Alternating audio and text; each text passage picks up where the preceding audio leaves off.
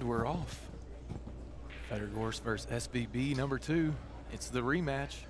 Race to 120 over 3 days. Players are lagging. This is Jason Sword, and joining me, none other, Scott the Freezer Frost. Jay Diddy, I'm grateful to be here with you, grateful to be with everybody who's tuned in. And we are in for a battle, a race to 40 today, race to 40 tomorrow, and then a race to 40 Sunday. The first person to 120 gets the money.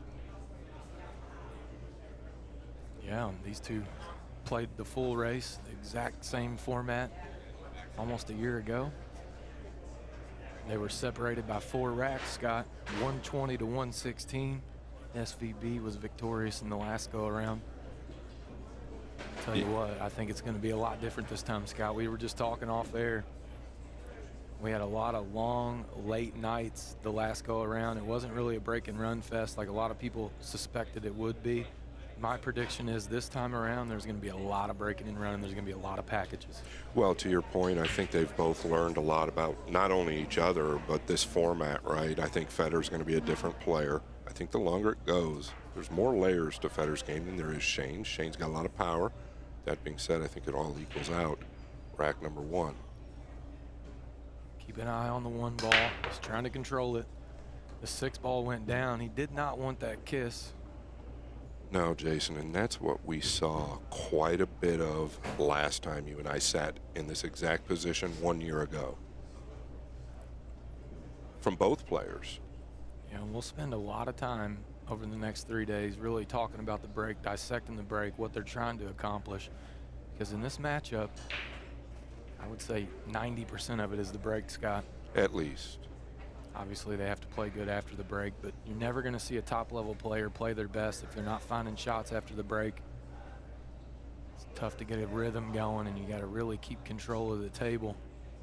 And Gorst rolls out Jason, and I also think that these two guys right here are probably in the top 2 as far as the rollout. So it'll be SVB's option to take it from where it lies. If he doesn't like it, he'll give it back to Gorst, which we probably could bet he will not do. Yeah, and he's gonna bank the 2 ball up toward underneath the 7 here. Wow, he lost his cue ball though, Scott. Yeah, that was a big mishit. Did okay with the object ball, but I think Fedor takes the bank on if he can stiff this up. He's going to the side, so he's using maybe the 7 and the 3. Jason, what are the rules? So they've got to call the pocket, obviously, yeah, correct? No early 10s. No early 10s. Obviously, 10 ball is always going to be call shot. There is 3 foul in effect. I'm not sure we saw any 3 fouls, and he had a miss hit there, Scott. He wanted to hit that full, stopping the cue ball, and he just barely hit it off center there, and that's why the cue ball leaked out on him. Most likely, the adrenaline is up for both players. You can't get away from it in a big match like this. It's impossible. I don't care how much training you do. It will subside over the next rack or 2. First couple of games are always a little iffy. First and the last are the toughest. SVB trying to look loose with his hat backwards. Yeah, he's trying to replicate the movie Over the Top. And I don't think he loves anything offensive here, Scott. Yeah, can you just chip the 2 1 round below the 9 and 10 and come back up? I don't exactly know what all he has. I think that's what he's looking at.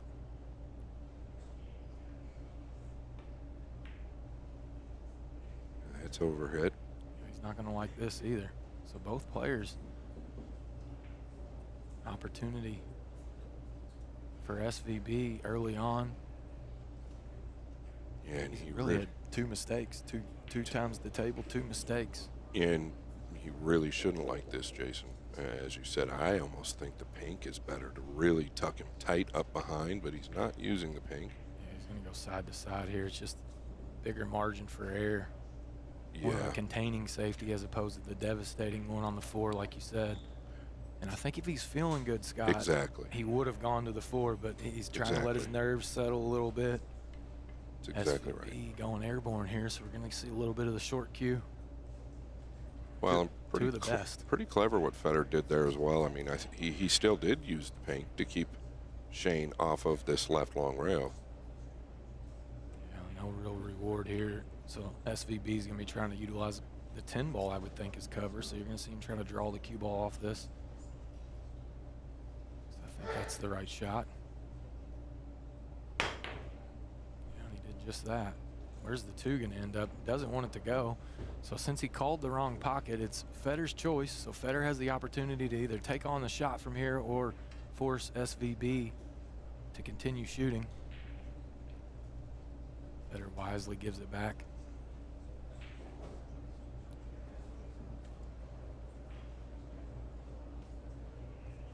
SVB looking to Massey here, I believe. Now he's looking at potential 2-rail kick.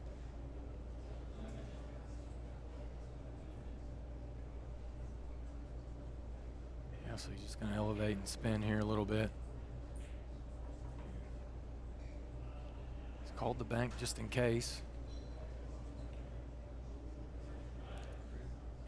Yeah, fairly new cloth here. This ball will turn a lot. I'm talking about the cue ball. So if he does dig with an inside ball, I wouldn't be shocked if he double kissed the 3 or caught it dead in the face. This is tricky. Yeah, it's really tricky to get the cue ball to settle here, and the 7 ball is really in the path of where the 3 could travel. He could sell out easily. I was wondering if he was going to go to the jump cue, Scott. Yeah, I think he's higher percentage to keep the cue ball up top and get separation, which is probably the best case scenario. Problem is he is going somewhat offensive here. The bank is available. He has a window. It's tight in between the 5 and the 4. He's going to hit the 5. Really just looking for any type of separation, I believe, there. Yeah, and he could have gotten a snooker on the 7.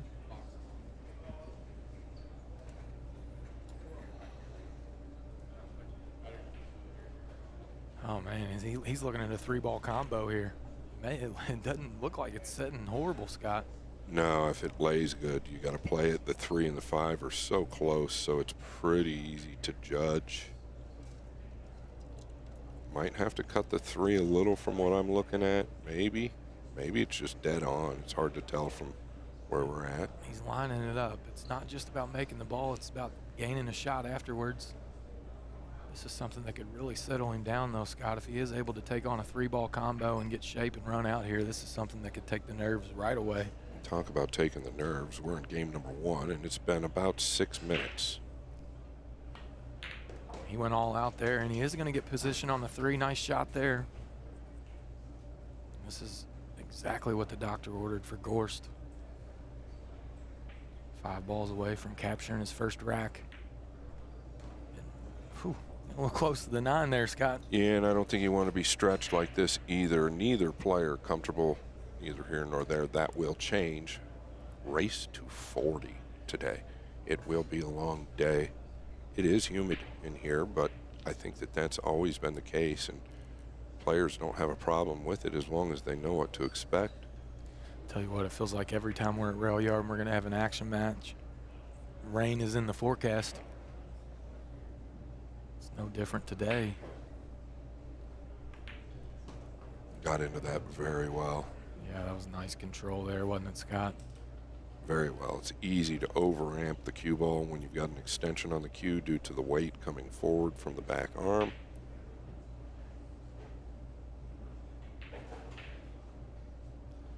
Yeah, and kind of like you said, we saw this last go around here, Scott. Both players looked like they figured the break out prior to day 1, and then they both struggled mightily with it. It's not so much about pocketing the ball. It was gaining a shot on the 1. That was always the challenge last go around for both players. Yeah, you talked about the kiss, and the kiss after the break is what seems to continue to happen when least expected. Both players had 44 breaking runs last go around. I want to talk a little bit about some statistics and some of the packages that were put down. The largest package last go around, SVB ran a 5. He ran 1-5. SVB ran 1-4, and Fedor ran more 3s than SVB, but no 4-packs. which is kind of surprising for me with a template. Well, that kind of touches, Jason, on what I'm talking about as far as the layers. I think Fedor has more layers to his game than probably any player on the planet. What I mean by that is tactically, obviously, offensively, he jumps the ball well, but the little things that Fedor does are a little bit better than most, or a lot a bit better than most. Shane, we all know Shane reverts to his power within the break. Not that Shane doesn't have all of those tools. He's probably the best 9-ball player to ever live. But Fedor is the new generation, and he is so in depth with all of his tools. So I think the longer the games go in a lot of ways, the more it will favor Gorst.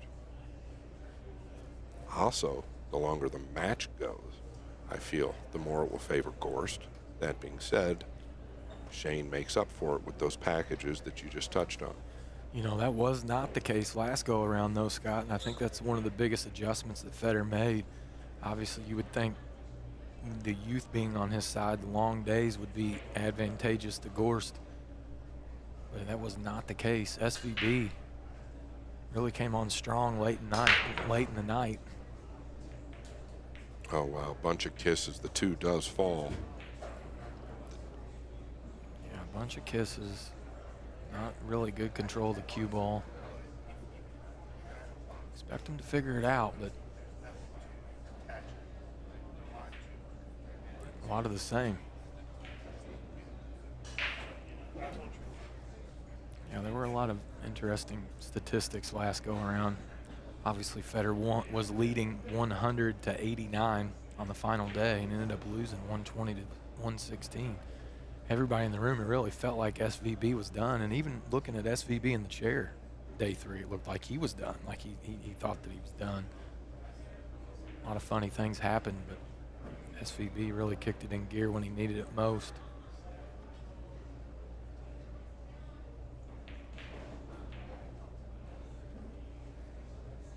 We are live on Facebook and YouTube. If you've not purchased your pass yet, we're going to watch the first 3 racks for free here. Make sure you go out to xpool.live. Get all 3 days for $49.99. You do not want to miss it. It's going to be a heck of a battle. Scott, we're thinking about 8 hours a day. Yeah, I am. I would assume. I would assume it's going to be around that. Give or take probably 2 hours, right? We don't know for sure what's going to happen here. I mean, they could start running racks like you said, but something always seems to happen when we think that. Another miss hit. He wanted to get much deeper into that ball. Caught the double kiss. Yeah, and what's the solution on the 5 ball here? Is it, can he go into the 5 right now and kind of open it up? Still maintain position on the 3. Is it worth the risk? Does the 5 bank? I don't think he would play for a bank. It really feels like he could go into the 5 ball right now, Scott, and open up the 5-7. Yeah, I don't know that he wants to get tree-topped over the 7, but that being said, I mean, it does play in the side, the 5. We'll see what he's got in mind. If it plays in the side, then I would anticipate he does nothing with it, which is what he did. It might play in the corners. I mean, it's all hard to kind of see from this line. That's true. He could play it in the top right. Could play the combination. All depends on where he lies. I think he's going to punch out. I think he looked at it. I think you're right. I think he looked at it in the side. If that's the case, he can kind of draw back here. Well, he has both options with the angle that he has. He could really just kind of pinch back right below the side pocket here, Scott. Oh, he is looking at the side pocket.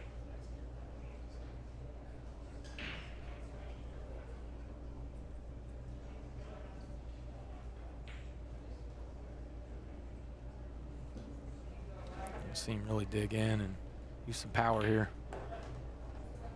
Oh, that cue ball just died. It tells you how wet it is in here. It did die. But he's still going to take on the bank, I would assume, right?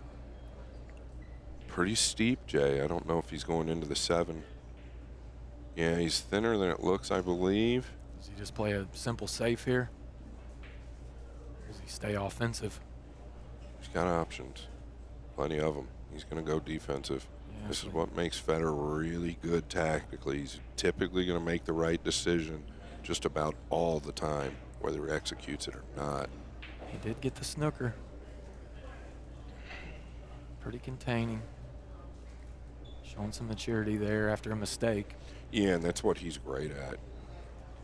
Talk about other players that do the same thing. Josh Filler has gotten much, much better at that same decision, whereas he used to stay aggressive. His tactical side's really gotten a little bit better. Yeah, and that always happens with age. No kidding. That's what's scary, right? Whenever that knowledge and that maturity matches the skills. Absolutely. Fedor's just got it. He's had that maturity for a long time now.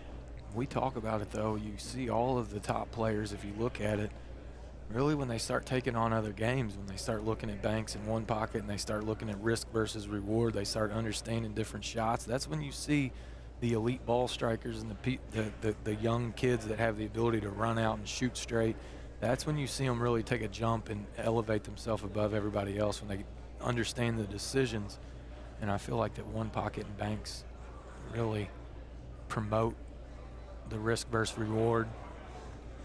Yeah, that scratch off the bottom of that ball, Jason, we've seen it a million times. He wanted to catch it a little bit heavier. I don't think he wanted to catch the ball going in, but he wanted to catch it thicker on the backside. It was a pretty brutal scratch, though. He hit it pretty nice. But yeah, I mean, we've seen it, Scott. I mean, look, you know, you talk about Filler now an all-around champion at the Derby City Classic. Fedor Gorst, two-time all-around champion. SVB, I believe, has a couple as well. All the top players, they know when to go and when not to, even though they all want to go all the time. Well, you ask those top players, I guarantee it, because I'm fortunate and get to cover a lot of them all the time, but they love the mixed games. It really does diversify their rotation games. It really opens up the windows as far as the decision-making on the defensive side. It does make them quite a bit more mature as a player.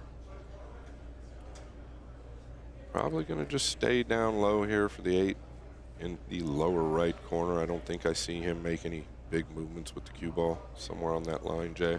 Yeah, I think you just level out here, right? I think he fell a little short from where he wanted to be. Nonetheless, you expect him to handle it, Scott. Actually, a little surprised. Maybe the line to the side is easier than I thought. That's where he's going. Obviously, he's at the table, but I thought he might just play it down to the corner and punch out. So one thing that is not common knowledge, and you know, obviously a lot of the top players know it, you know it, but when you're playing on a diamond table, it does not matter what the corners are. The sides are 4.5. So the sides are the same. That's why a lot of times you see top players will play for the side pockets in weird spots. Well, in the matchroom events, the sides are like snooker pockets. Yeah. They can be shimmed up, you know, obviously with thicker facings. So what are these pockets, Jason? So these pockets are 4.25. Okay, but the sides are 4.5. Yeah, so I mean the side pocket on this table is the exact same as the side pocket on a 4.5-inch table. Okay, okay. Second rack to Gorst.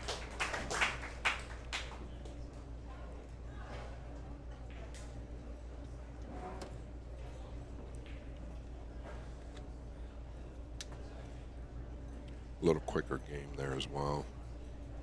Yeah, waiting for the rack generator here. One really cool thing, if you notice, right behind Fedor's head there on the screen, there is a random rack generator. Every single rack they have to match what's on the screen. That will prevent the players from pattern racking and putting the balls in the same spot. Obviously, the 1 and the 2 ball, or 1 and the 10 are consistently in the same spot. Every other ball is random. But that should not matter much, Scott, because what these players are trying to do, if you look at the break right here, so the 3 ball and the 9 ball are the objects that he's trying to make in the side pocket, and then he's trying to control the 1. He's trying to get the 1 to track up into the corner, give himself a shot on the 1. So he really wants to avoid kisses on the cue ball. He wants to give himself an opportunity for the 5 and the 6 to come around 4 rails and have good control of the cue ball. No kisses in the middle of the table.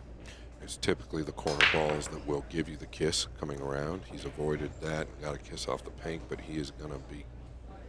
Thought he would get a look here. I think he still has a look if we can get a look at the overhead.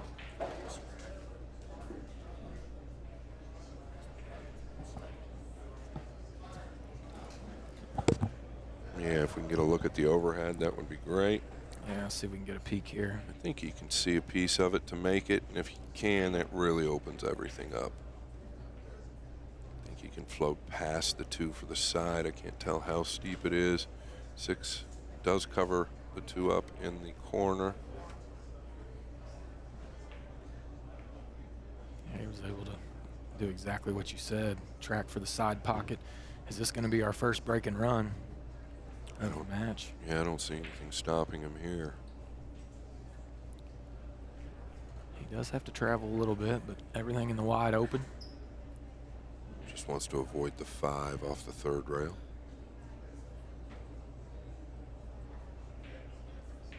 I like what he's doing here, though, Scott. He's thinking, you know, it's wide open, but let's not get careless here. Let's look and see if there's an opportunity that he could get stuck in a spot. That's the challenging thing in these long races, though. You don't want to belabor stuff when you don't have to, right? I really like the way he struck that ball. He didn't let up at all, stayed right through it. Actually powered it pretty good, the cue ball in a perfect position. Yeah, you talk about that a lot, Scott. I hear deceleration is usually the most common mistake at this level. It's kind of slowing down through the cue ball.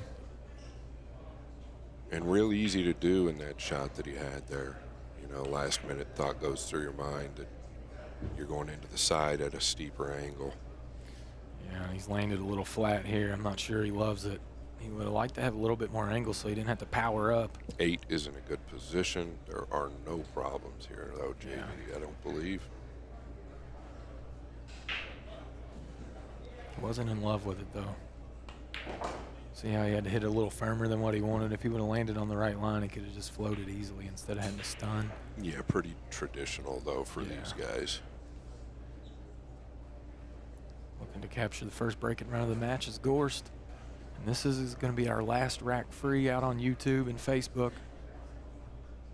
So if you're out there and you want to watch and you want to continue, going out to xpool.live, get your pass.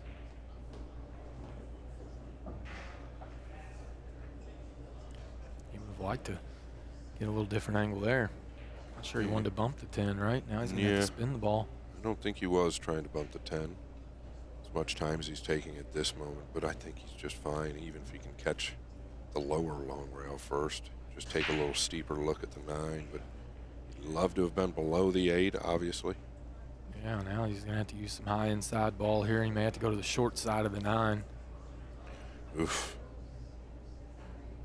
Gonna have to get into it pretty good. If you do that, the cue ball could warp on you. Yeah, I like this play.